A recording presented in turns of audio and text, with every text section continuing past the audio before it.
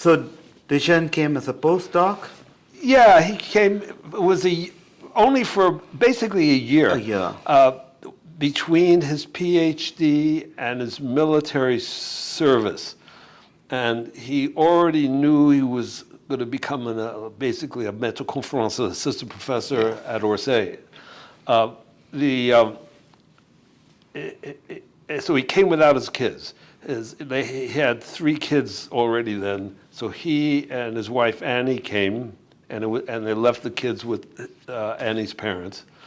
And so in that sense, it was it wasn't a long stint, but he worked hard, and he was really worked hard. As I said, we were socializing a lot, and I remember a typical Dejean thing, which I didn't understand at the time, that one day we had agreed to go to a movie.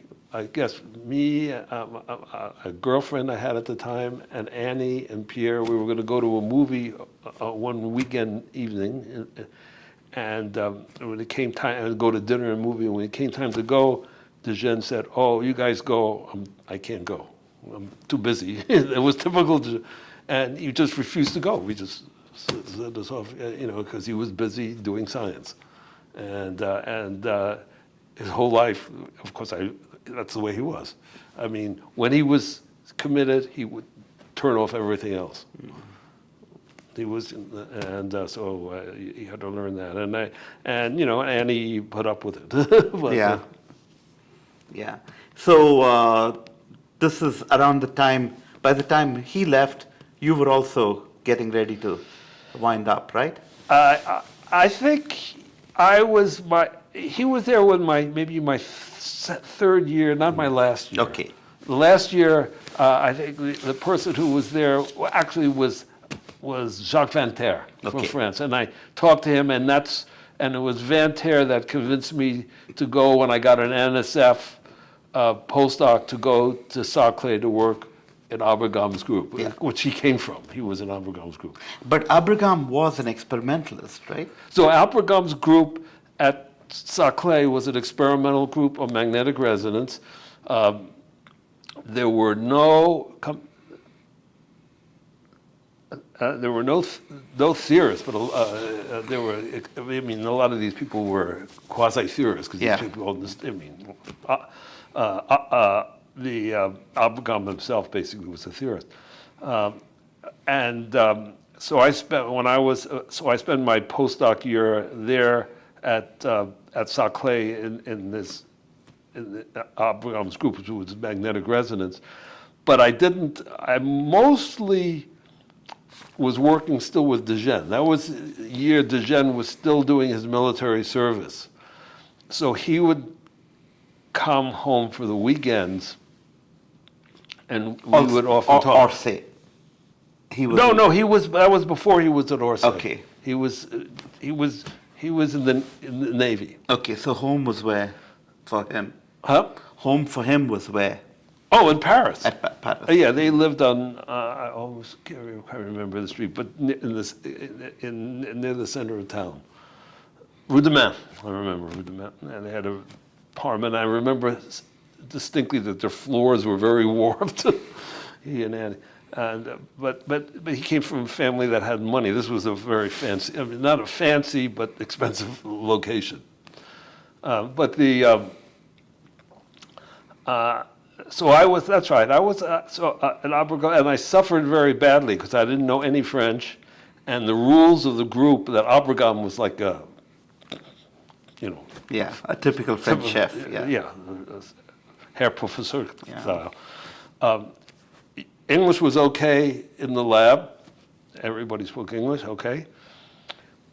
But at lunch, no. And everybody at lunch, it was Saclay. We were out in the woods. I mean, that was far from Paris at that time. And everybody ate together in the Saclay cafeteria. Abraham would come into where everybody was and announce it's lunchtime, and that's it. Everybody would go to lunch with him. And the rules were no English at lunch. Absolutely no English. So I never said anything for the whole year because I didn't know any French and I didn't understand almost anything. And there was one exception day. There was one day where a guy was visiting from the U.S., and I think it was Dan Kivelson, you say, but I'm not 100% sure. And so I had a special dispensation. We could talk English together. That was it. So the whole day, there was a whole year, I never said any words at lunch and never understood almost anything. Well, I mean, I got to understand a little bit. But otherwise, Africa was an interesting experience. And again, do you remember any particular work from this period?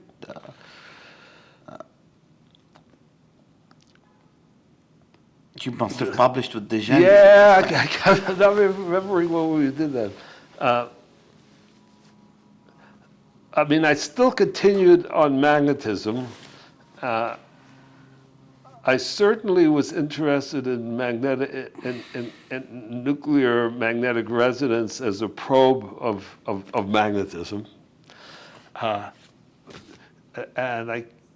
I'm sure there were a lot of papers, but I don't remember what they were. Although I was,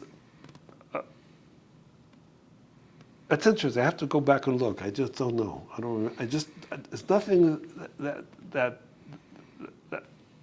jumps out at me. But I think I was publishing things, but I don't remember what they were about. And then you came to UCLA. Yeah, that's right. While I was, before I went to Paris on the postdoc, everybody from Gattel's group took an East Coast swing to interview at Bell Labs, at General Electric, at IBM, and some universities. And I had interviewed at Penn, because there were buddies there. Heger had already gone there. Alan was a buddy from, and was Dan Hone already there? Dan, I don't think was. He was wasn't a Berkeley PhD. I knew him as undergraduate, but he went to Urbana. And he was a year or so behind. But Doug Scalapino must have been at Penn when you. Yeah, but I didn't. I only had met him once. When he was at Stanford, he came once and visited the group at Berkeley. So I had interviewed there, and I interviewed at UCLA, which had no solid-state physics basically before, and I wound up getting offers from both of those places, I guess, while I was in Paris. There was a brief interlude where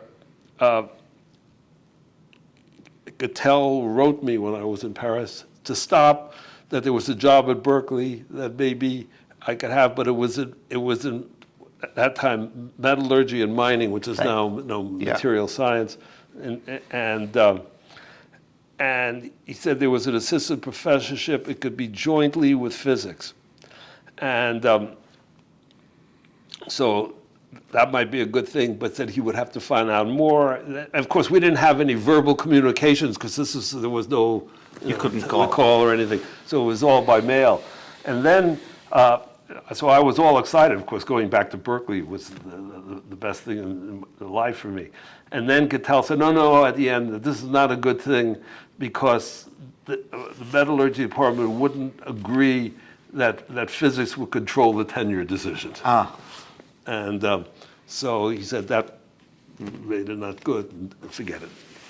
So I had these two offers, and then the interesting thing was that of course I wanted to go to Penn because I had my buddies there, and they had Herb Cowan and Eli Burstein. There were people doing real solid-state physics. There was nothing at UCLA. There was some acoustics, but no solid-state physics, zero. And they were interested in starting.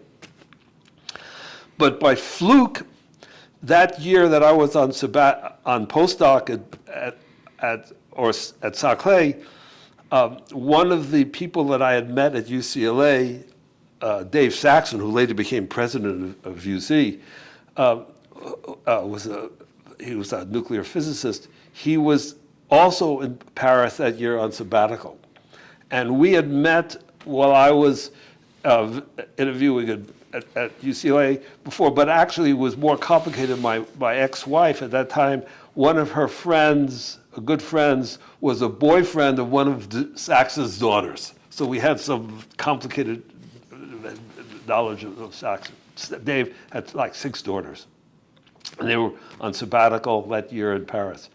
So we kind of knew him, and just for a long time we had agreed to go on a particular day, on a Sunday, to a picnic in Fontainebleau in the spring. And it was just turned out to be at the end of the week that I had decided to go to Penn. So I wrote a letter to Penn, I think it was to Herb Callan actually, who might have been chairman, and accepting their offer. But I didn't send it because it was a weekend and I wrote it. It was a Saturday and I didn't have any stamps and the post offices were not open on Saturday, okay? So I didn't mail it. And then the next day, we went to Fontainebleau. And in Fontainebleau, in this picnic, Dave Saxon, Uncle Dave as I call him, convinced me to go to UCLA. So I never mailed the letter. Amazing. Yeah. So this is 1962 that you went to UCLA. I went to UCLA, I think it was 62. Yeah. And then I think Ray came the year later. And still magnetism. When I got there, I started working mostly on magnetism. I remember I had my first student, Dave Beeman, was working on T1s and antiferromagnets, very complicated spin wave relaxation calculations. That's right. And so I was doing that, but I was getting itchy to learn something else, and I didn't know anything else, but I knew my buddy Duchenne was doing superconductivity, and so in I think it was 64, Duchenne somehow invited me to go out. I didn't have a sabbatical, but to go take a leave of absence to go spend the year at Orsay with him. And when I got there, he asked me, well, what do you want to work on? That was in Orsay. And I said, well, I would be interested in learning about superconductivity. And he said, oh, well, here's a good way to learn. And he gives me this little pamphlet, of mimeograph, well, there was mimeograph days, of lecture notes, because he had just given a course on superconductivity for the graduate students at Orsay. And he didn't write notes, but the students took notes, and they produced this mimeograph thing. And he said, your French is good enough now. Why don't you translate these notes to English? Because and I'll use them to write as a basis for a book. And that way, by translating, you learn the stuff. So okay. So that's how I spent most of that year, was translating these notes to English. But of course, at the same time, Duchenne had already decided he was writing a book. So he would be in parallel redoing all the stuff. Anyway, these were notes that the students took, not what he wrote. Yeah. So he would be redoing everything. So everything that I was doing, we would be talking about. Anyway, that ended up in his book on superconductivity, which I was listed as a translator, but there was no French book for which was translated. Yeah. And his own English was very good, right? His English was perfect, because his mother was half English, half French, and so his English, there was no issue. He could do it. He could write. There was no problem. When did you start thinking about whether liquids could host ferromagnetism? Was it did you not tell me that you also started asking whether liquids could host superconductivity? We didn't do superconductivity because but magnetism, because at one point While I was in Orsay, I don't remember, it was that year I was at Orsay a couple of times, there was a paper appeared about ferromagnetism in some liquid that had ions, metallic ions and stuff. And so in a typical way, de Gennes sees this as, oh, this is we have to figure it out, because if it's a liquid, there's no anisotropy energy. I mean, what's it was turned out the experiments were wrong, but it induced us to write a little paper on how and we couldn't figure out any reason why magnetism and liquids were incompatible. But there was this interesting result, because if there's no anisotropy, what's going on? How do you understand, the structures? That's right.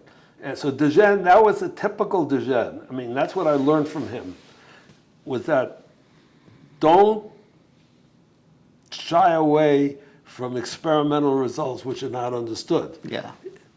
That's what you want to do. You want to look at those. Don't worry about the things that are understood, and then you do the details. You want to look at the things that are not understood. And try to figure out what's going on. And that was characterized his career. I mean, that's kind of the if you like, the main thing I learned about him was that from him is that you should think about these kind of problems, and don't be afraid to guess. You don't have to do things right the first time. You could guess. You're allowed to guess. When did he start thinking about polymers? And when did you start thinking about polymers? Well, I just learned it from him. So he why did he start? I don't remember why he started, but it was natural. Oh, I think when he got pushed into polymers, there was this group at Strasbourg, Henri Benoit, who was doing neutron scattering for polymers. De Gennes, remember, had a background. His thesis was on neutron scattering, not on magnetism, but on polymers. But he was always interested in neutrons. And so I think when in meeting with Benoit, he started to think about these kinds of things and realized that there were problems, and so he started thinking very hard about things, and he was starting to think about them various times that I was in Orsay, and so he would be coming into my office with bits of string and wrapping them around and trying to see how it worked, and explaining how he was thinking, and so that's how I learned about it from him. What about Sam Edwards? Was he already doing what he was doing? Yeah, so Sam was already working also on polymers and on magnetism. It was the same kind of things, but looking at things in a different way. And I knew that de Gennes had tremendous regard for Edwards. I mean, he thought he was outstanding. It was just like a friendly competitor, if you like. And I think Sam was the same way. And in fact, I always felt that was one of the typical crimes of the Nobel Prize Committee giving a Nobel Prize to de Gennes and not to Edwards. I really think their work was on the same wavelength and very powerful. And I always felt this was a mistake. And you also learned much later that Ryugo Kubo had also made analogies between magnetism and polymers. Yes. So one of our heroes when I was a graduate student, of course, was Kubo. For Statnik. From antiferromagnetism, there's a famous paper on antiferromagnetism by Kubo. So he was one of our heroes. And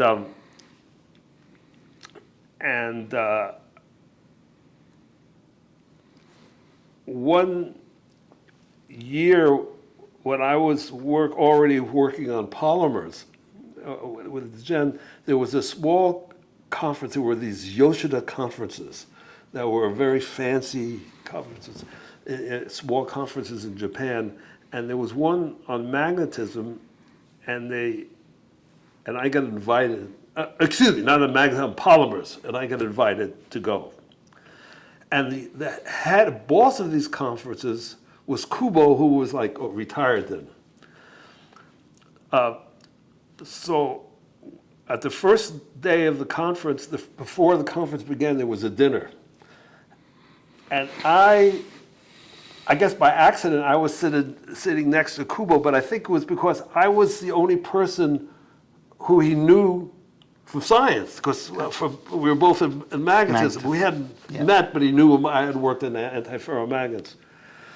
And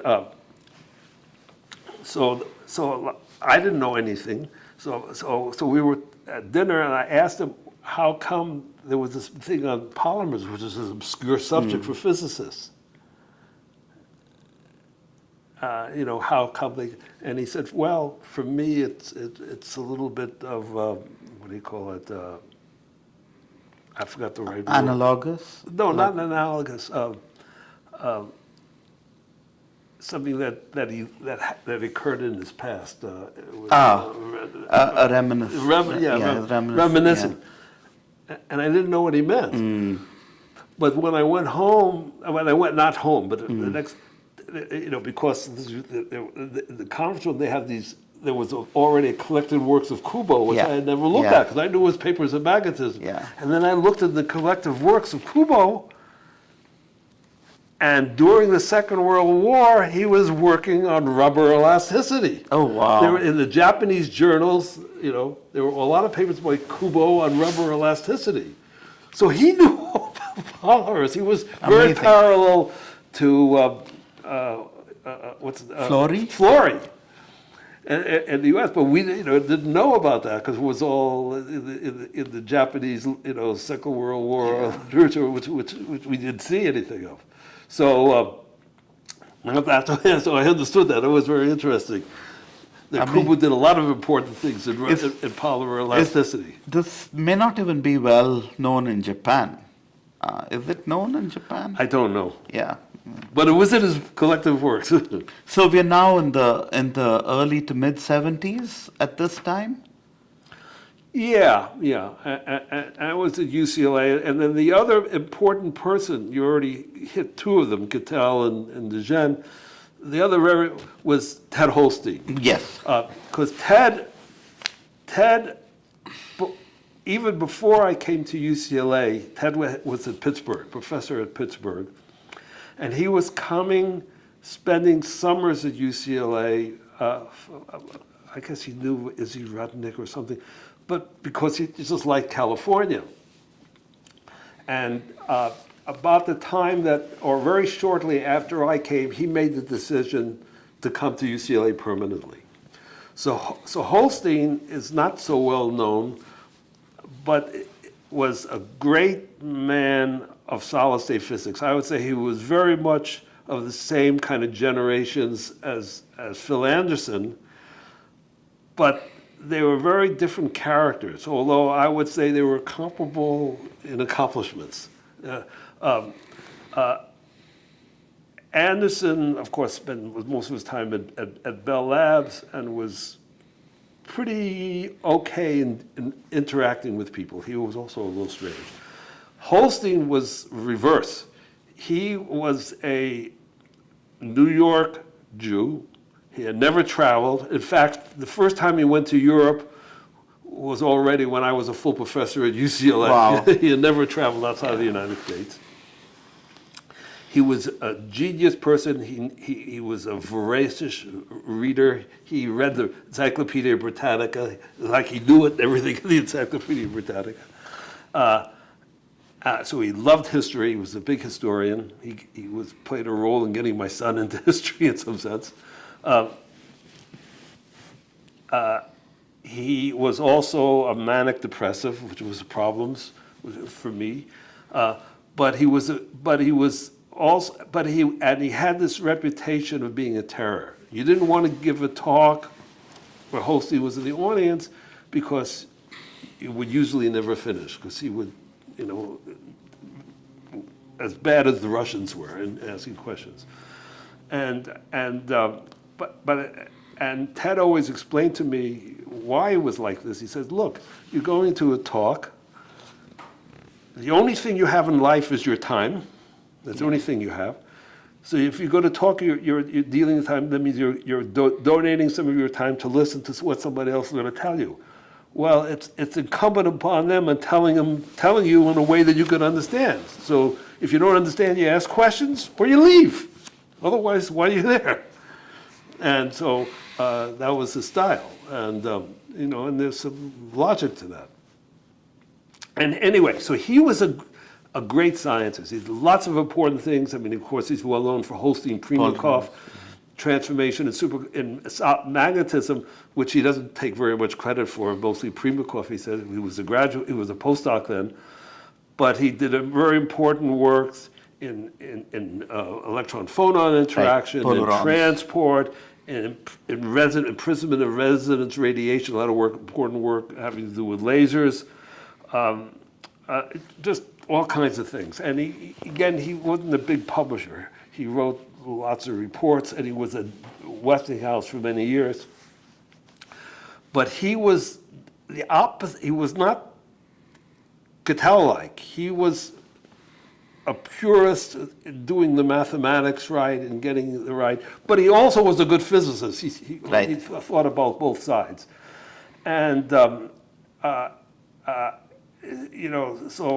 and whatever field theory I know, I learned from him, because he used to give a course on field theory, and I would sit in, and I have lecture notes from his course, on how to calculate vertex corrections and things like that. And for me, he was good. First, because he was a mentor in the sense that he was one of these people who was always willing to sit down over coffee and talk for hours about science or whatever, or about his mental problems and how to deal with psychiatrists and things like that. And he was always throwing out interesting problems. He would come in and say, there's sort of this interesting thing. Why don't you think about it? I don't really have time. And there was about 5 or 6 of these things that really, and he was a big lover of toy problems. He says you couldn't really do the physics completely right, but you try to figure out what the essence is, make a toy, and try to solve that as well as you can. And that was an important also contribution to my education. So he was obviously played a major role in my development.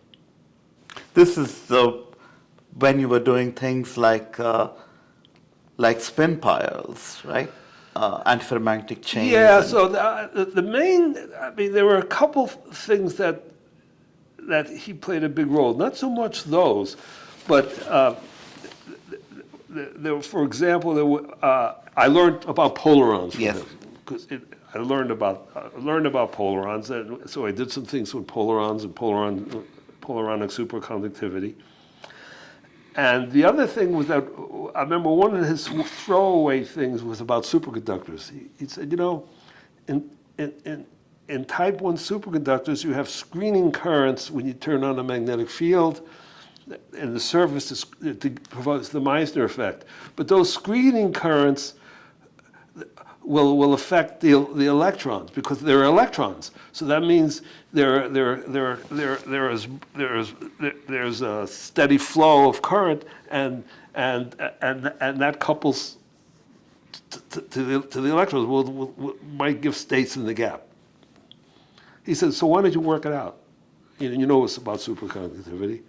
So 2 days later, I come in and show him stuff, and then it turned out we had a buddy who was doing experiments on that, and that was very interesting. It never made a big splash in physics because we weren't known in superconductivity, but it was, I thought, a nice expression. So there are states in the gap. There are states in the gap in type 1 superconductors. In type 1 superconductors when you apply an external, when you try to penetrate it with that's an right. external field. And those were observed. Oh. Do they have a name? By Fred Koch. States in the gap. The surface states. Surface states. Fred Koch, who had been a student of Art Kip while I was there, and then was a professor, I think, in Munich, and he actually did those experiments in Munich. We have